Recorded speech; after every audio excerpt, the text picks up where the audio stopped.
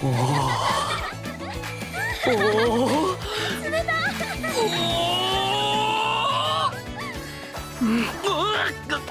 急に視界に入ってくるな。チラ見してるのバレバレだけど。 Rejoice.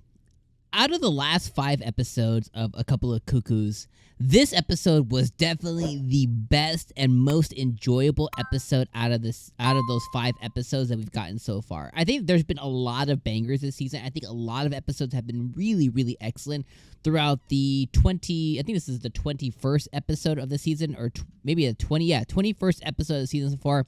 We have 3 left. I think there's been a lot of really, really good episodes. I think episode 1 was a banger, by the way. But out of the last 5 episodes, I've kind of felt like the last 4 episodes were really bad. And I've been really negative episode over episode. Now, it wasn't the fan service that saved this episode, although I did appreciate it. And of course, like, yeah, you know, we got to see Sachi in the school uniform. Like, yeah, let's freaking go. But that wasn't really the thing. There was a lot of good this episode. Now, there was a little bit of bad, too, and I'll try and touch on that. But I think the thing that was really, really great about this episode is exactly what I've wanted from it, from this anime specifically, especially in the second core, kind of like since the beginning. And that is really diving deep into the dramatization of this love triangle, right? If at the end of the day we're gonna have Sachi, I guess it's a square, or not even a square. It's like a hexagon. I don't know, whatever. But this quad love thing that we have going on here between Sachi, Sagawa, and Erika, right? Like, I've been wanting to see them like kind of go at each other, and this episode was really, really good for that. On one angle, you had Sachi out the fact that Erika and Nagi are living together, right? On another angle, you have Erika wanting to share something special, share a secret. Like, as many opportunities as Nagi had to tell Sagawa, she's had to tell Sagawa too. So she's wanted to keep them living together. She's wanted it to be a secret, kind of like since the beginning, because she wanted to share something special that only Nagi and Erika share together. On the opposite angle, you then had Sagawa, who outed Sachi and outed the fact that, you know, it's very evident of how she kind of like conveys her feelings towards Nagi. And even though it's more than the sisterly love, unfortunately, which makes it evident to other ladies, females around, Sagawa outed the fact that, hey, Sachi likes you. I love how Nagi obviously just called Sachi out there at the end, too. She's like, hey, I kind of heard this. And it's like, this is like the 3rd or 4th time now that he's kind of heard this specific angle, right? So it's like, you can't play dumb anymore, you know, when he accidentally kissed her, you know what I mean? Like, at that point, like, his reaction, very, very what you would expect, right? Like, it was whatever, he just brushed it off. He's like, hey, that never, like, sorry about that, it never happened, it was a total accident kind of thing. Her reaction, totally blown out of proportion, like, if the boy you like kissed you for the first time, right? So it's like he had all these hints, but I think finally it's all been put together. Hopefully he doesn't play stupid anymore going forward about, like, you know, her feelings towards him now. But I love how it's like, okay, we all had all 3 girls doing these separate actions here. Erika keeping Nagi for herself, Sagawa outing Sachi outing Erika and Nagi to Sagawa, right? Yeah, I love all this, like, this back and forth stuff that they're doing, and I think it's really awesome. Now, what I didn't like about the episode is specifically just this whole Sagawa situation, right? And Nagi is very intelligent, obviously only by books, right? Because everything else he's stupid AF. At this point, right, he goes...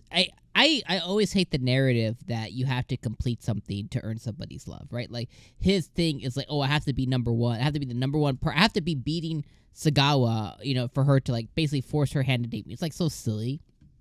Regardless, he continues that angle. He's like, oh, please date me. And then he gets all giddy at the fact that she just turned him down again. Like, she was like, oh, I wish... She basically told him... This is the specific things that she told him that he didn't get. He glossed over it. She said, and I'm going to kind of break it down, right? She said, I'm engaged to somebody. That's not going to change. But I wish if it did change, it would be you. That's all she said. She didn't say anything else. She didn't say, I like you. She didn't say, let's start dating. Nothing. She just said, I have this other commitment.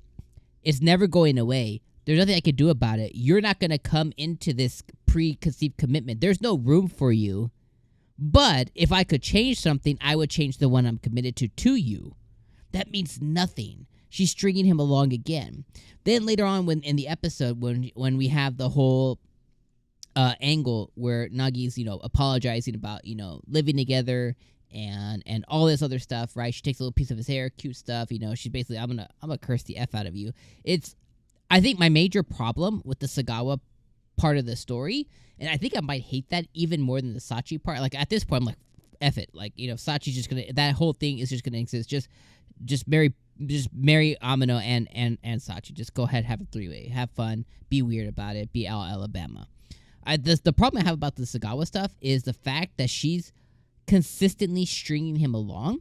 And from her point of view, she wants to have her cake and eat it too. And that's kind of where I find a problem. It's like she wants to fulfill duty to family and her shrine.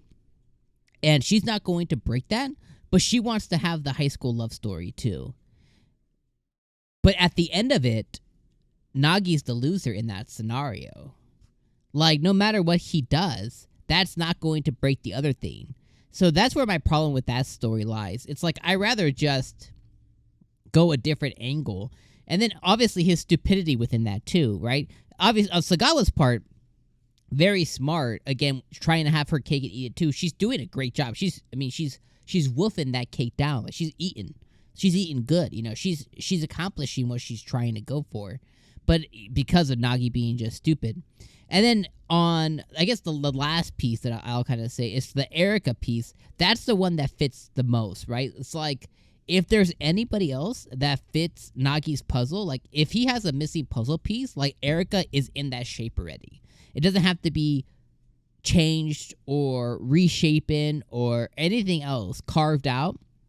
She's in that shape, ready to fill that position. The problem with Erika is she's not aggressive enough, assertive enough, honest with her feelings, right? Because she's combating with herself for two angles. One, she doesn't want to push the envelope and break up what she has right now, which is like a pseudo family and a friendship in Sagawa. And because of that, she feels like if she pushes the angle too much, she'll break that. And by breaking that, she'll be breaking the one thing that she's always wanted and has wanted to cherish the most, which is building memories that she never got. She basically didn't have a childhood. She was always being watched by, secretaries and nannies, and she basically never got to have these really cool memories, and she's doing all these things for the first time. Even this episode, she shows us like, oh, I've come to the beach before, but I'm always alone or have to sneak out, right? So she's never had these core experiences that Nagi is bringing to her. So she doesn't want to ruin that by potentially, if she steals him away, she may tarnish her relationship with her now would-be sister. Would that be the case? It's just you don't know. She doesn't know. And that may also tarnish her friendship, one of her first real friends that she's had outside of Nagi, right? So it's like she doesn't want to do that, but at the same time, she wants him. So she needs to be aggressive. She needs to go after it. So that's the only problem I have there. And then the Sachi part, my big problem there is just the Sweet Home Alabama piece of it. But good episode overall. Love the fan service. Love the Jigglies. I'm all here for them. I love Sachi in the school uniform. Probably my favorite. But I'm going to leave you guys in those thoughts there. Let me know what you thought about this episode in the comments below. I'll see you guys next week. 3 episodes left. Peace.